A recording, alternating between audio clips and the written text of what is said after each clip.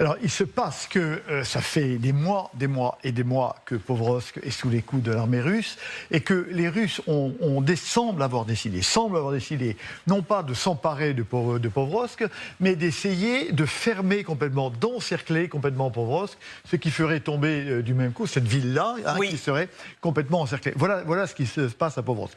Ensuite, il se passe là, ce qui se passe si on a l'autre carte, sur l'intégralité du front. Revenons à la carte justement beaucoup plus large, où on voit à la fois Pokrovsk, Kupiansk. Si vous voulez, il y a le même phénomène qui a très bien été décrit par Madame de Bono, c'est qu'il y a un manque d'effectifs qui est tout à fait important. Et donc il ne faut pas imaginer que ce front, il y a des troupes ukrainiennes partout qui le tiennent, parce que les Ukrainiens n'en ont pas assez. Et c'est donc effectivement, il y a des secteurs qui sont juste surveillés.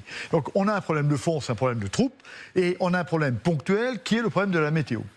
Il semble que le brouillard ou la brume soit épaisse. Et ça donne un avantage considérable à l'attaquant, puisque pour l'instant, c'est les drones qui voient et qui tirent, mais les drones voient beaucoup moins, certains ne voient pas du tout à travers ce brouillard, et donc ça permet aux Russes, effectivement d'avancer. Ce qui nous montre au passage qu'on ne peut pas imaginer, certains l'avaient imaginé, une armée qui ne serait qu'une armée de drones.